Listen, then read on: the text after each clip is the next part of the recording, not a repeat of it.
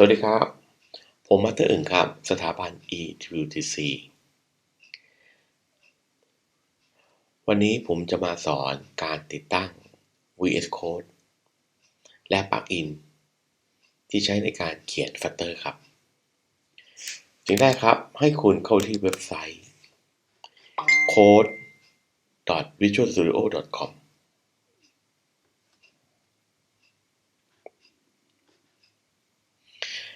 พอเข้าไปปุ๊บจะเห็นถ้าคุณเข้าด้วยเครื่อง Mac มันจะทำการดาวน์โหลด for Mac ถ้าคุณเข้าด้วยเครื่อง Windows มันจะขึ้นข้อดาวน์โหลด for Windows กดดาวน์โหลดลงมาเลยครับ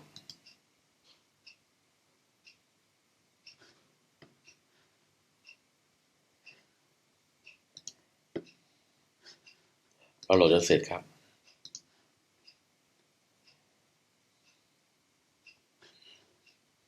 พอเสร็จคุณจะได้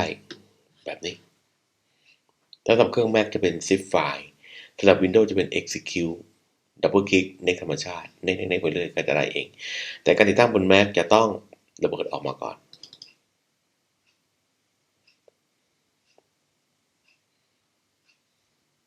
แล้วลากสิ่งนี้ไปไว้ในแอปพลิเคชัน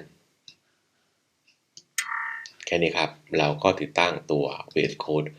บน Mac ได้เรียบร้อยแล้วง่ายมากขั้นตอนต่อไปครับเปิดตัวรันเพจขึ้นมาคุณก็จะเห็นเขาว่ามี VS Code อยู่ที่ตรงนี้คลิกเปิดเขาขึ้นมาครับ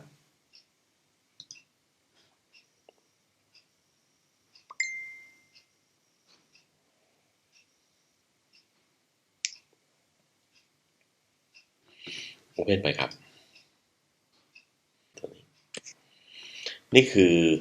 VS Code ของเราครับก็จะขึ้นมาโน่นนี่นั่นที่ใช้ในการเขียน Flutter นะครับคุณไปที่ตัวนี้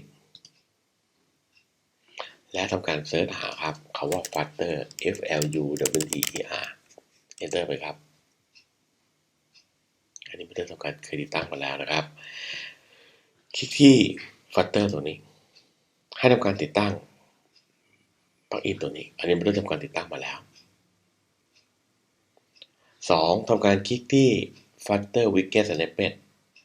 ติดตั้งตัวนี้ด้วยเขาถามว่าตัวนี้มีหน้าที่อะไรครับมันช่วยในการดาวคำสั่งได้เช่นเนี่ยตัวอย่างเขาบอกว่าเขาพิมพ์คำว่า F มันจะมีไล่ไปเลยว่าหมายถึงอะไรต่อไปครับทำการเสิร์ชหาคำว่า Bucket BRA จะเจอคำว่า Bucket Pair Colorizer ตัวนี้ให้ติดตั้งตัวนี้ด้วยตัวนี้ใช้ในการหาวงเล็บปีกาครับวงเล็บปีกาเขาต้องการหาว่าแม่มันลูกมันที่ไหน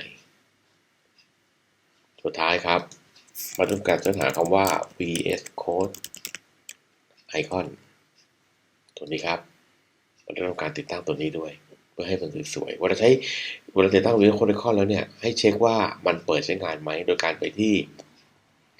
ไฟล์ครับถ้าเป็น Windows จะอยู่ที่ไฟล์ Preference ถ้าเป็น Mac อยู่ที่ Code Preference ไฟล์ Icon Theme ให้ทำการเปิดอยู่ที่ VS Code Icon ตัวนี้แค่นี้นะครับโอเคน่าจะครบหมดทีนี้เราก็มีเครื่องมือที่ใช้ในการเขียน Flutter เรียบร้อยแล้วในบทเรียนหน้าเรามาสร้างโปรเจกต์ Flutter กันครับ